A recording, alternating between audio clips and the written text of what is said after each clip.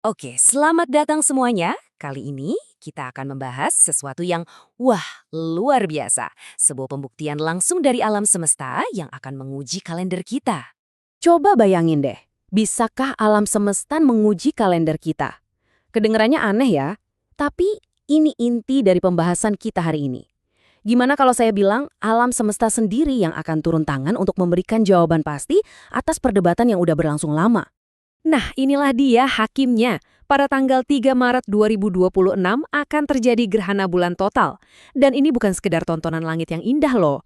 Peristiwa ini bakal jadi semacam kalibrator alami. Sesuatu yang nggak bisa dibantah dan akan memberikan keputusan final. Oke, supaya kita paham kenapa gerhana ini jadi penentu, kita harus bedah sedikit nih, fisika di baliknya. Ada satu aturan kosmis yang nggak bisa diganggu-gugat. Kuncinya itu ada di konsep yang namanya istiqbal atau oposisi. Gampangnya gini, ini adalah momen ketika bumi berada persis di tengah-tengah antara matahari dan bulan. Nah, posisi inilah yang menciptakan bulan purnama. Dan yang paling penting, gerhana bulan itu hanya dan cuma bisa terjadi saat bulan purnama. Titik. Jadi, dari sini kita bisa tarik ke rantai logika yang sederhana banget tapi kuat. Pertama, ada gerhana bulan. Itu artinya pasti lagi bulan purnama.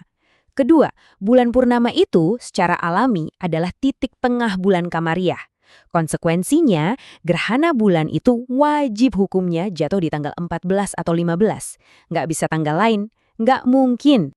Oke, sekarang kita pegang aturan main tadi ya. Dengan hakim kosmis ini, mari kita lihat dua pendekatan penentuan kalender yang ada. Satu berdasarkan perhitungan, satu lagi berdasarkan pengamatan. Nah, di satu sisi, ada yang namanya Kalender Hijriyah Global Tunggal atau KHGT. Ini basisnya murni perhitungan, pakai algoritma astronomis yang presisi untuk satu kalender di seluruh dunia. Terus, di sisi lain, ada metode ru'yah lokal. Ini lebih tradisional ya, mengandalkan pengamatan langsung, mata kita sendiri untuk melihat hilal di lokasi masing-masing. Jelas kan, dua filosofi yang beda banget? Karena filosofinya beda, ya hasilnya juga beda untuk awal Ramadan 1447 Hijriah nanti.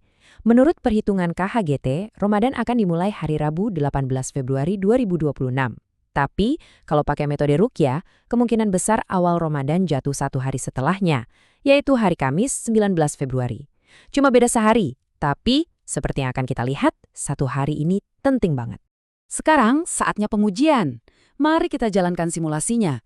Kita ambil aturan main yang tadi, ingat ya, gerhana harus di tanggal 14 atau 15, lalu kita terapkan kedua kalender ini. Kita lihat apa yang terjadi.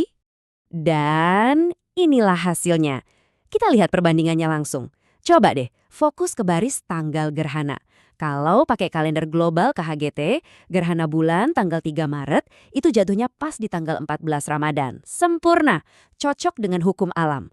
Tapi lihat yang ruqyah. Gerhana malah jatuh di tanggal 13 Ramadan. Nah, ini bukan cuma beda angka ya, ini sebuah anomali, sesuatu yang fatal menurut hukum fisika. Biar lebih kebayang, kita lihat lini masanya KHGT. Kalau Ramadan dimulai tanggal 18 Februari, kita hitung maju, sampai tanggal 3 Maret, itu pas banget hari ke-14 Ramadan. Pas gerhana terjadi, tanggalnya cocok, semuanya sinkron. Ibaratnya ritme ibadah kita sejalan sama ritme alam semesta. Sekarang, kita ganti ke lini masanya ruqyah.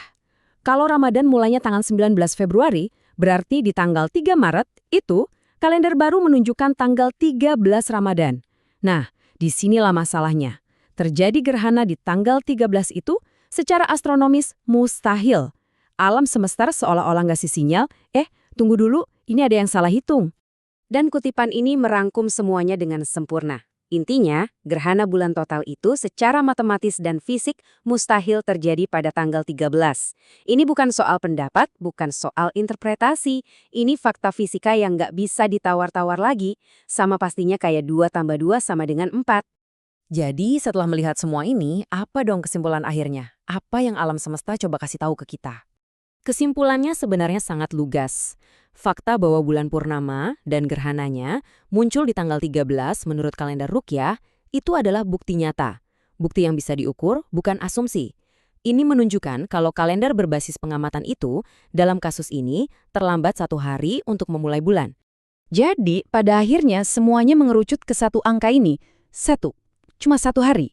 Tapi satu hari inilah yang memisahkan antara presisi astronomis dengan anomali kosmis. Satu hari yang ternyata dampaknya luar biasa besar. Nah, ini akhirnya membawa kita ke sebuah pertanyaan yang lebih dalam ya. Kalau alam semesta sudah menawarkan bukti yang begitu definitif, yang nggak bisa dibantah, lalu bagaimana ini mengubah cara kita memandang tradisi yang sudah kita pegang? Ini bukan pertanyaan yang gampang dijawab, tapi sangat menarik untuk kita pikirkan bersama. Terima kasih sudah menyimak.